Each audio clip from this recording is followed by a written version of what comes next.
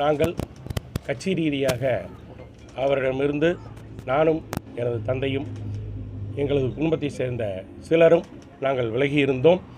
அது ஒரு கால சூழ்நிலை காரணமாக தற்பொழுது அவர் எடுத்த தவறான முடிவினால் நான் மீண்டும் தாய் கழகமான அஇஅதிமுகவில் கடந்த 9ஆம் தேதி அன்று மாண்புமிகு வருங்கால முதல்வர் எடப்பாடியார் அவர்களை சந்தித்து என்னை மீண்டும் தாய் கழகத்திலே இணைத்து கொண்டேன். இங்கே பல செயல்பாடுகள் தவறாக நடந்து வந்து கொண்டிருக்கின்றது.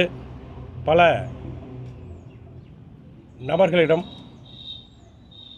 பணம் பெற்று இன்னும் திருப்பி தரவில்லை என்று பல பேர் என்னிடம் புகார்கள் தெரிவித்த வண்ணம் இருக்கின்றார்கள்.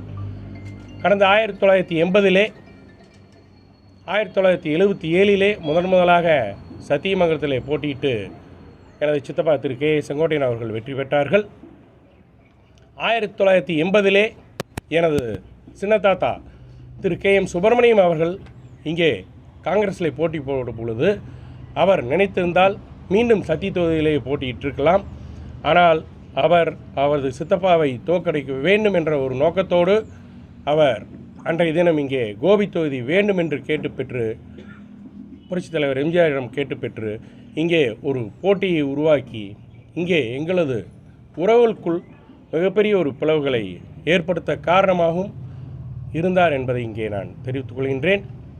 இன்றைய தினம் இங்கே கோபி சட்டமன்ற தொகுதியிலே எனது பணிகளை துவக்க இருக்கின்றேன்.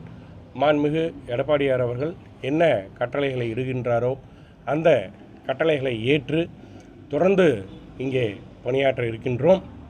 அவர் வயதான காலத்திலே இங்கே அஇஅதிமுகவிலே யாரையும் முன்னேற விடாமல் செய்து கொண்டிருந்தார்கள்.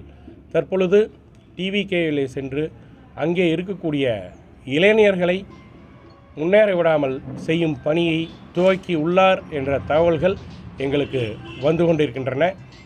நான் என்றும் கழக பணியில் இணைத்துக்கொண்டு இங்கே இரட்டை இலையிலே யாரை மாண்புமிகு எடப்பாடியார் அவர்கள் வேட்பாளராக அறிவிக்கின்றார்களோ அவர் நிச்சயமாக 50,000 வாக்குகள் வித்தியாசத்திலே இங்கே வெற்றி பெறுவார். அதற்குண்டான பணிகளை நாங்கள் மேற்கொள்வோம் என்பதை இங்கே தெரிவித்துக் கொள்கின்றேன். கடந்த காலத்தில் அவர் சித்தப்பா தோக்கடிக்கிறதுக்காக இங்கே நின்று சொல்றீங்க. இன்னைக்கு நீங்கள் அதே நிலைப்பாட்டுக்காக தான் வந்திருக்கீங்களா சார்? அது கட்சி தலைமை தான் மாண்புமிகு எடப்பாடியார் அவர்கள் தான் அந்த முடிவுகளை எடுப்பார்கள். அவர்கள் என்ன கட்டளைகளை இடுகிறார்களோ அந்த பணிகளை மேற்கொள்ள நாங்கள் தயாராக இருக்கின்றோம்.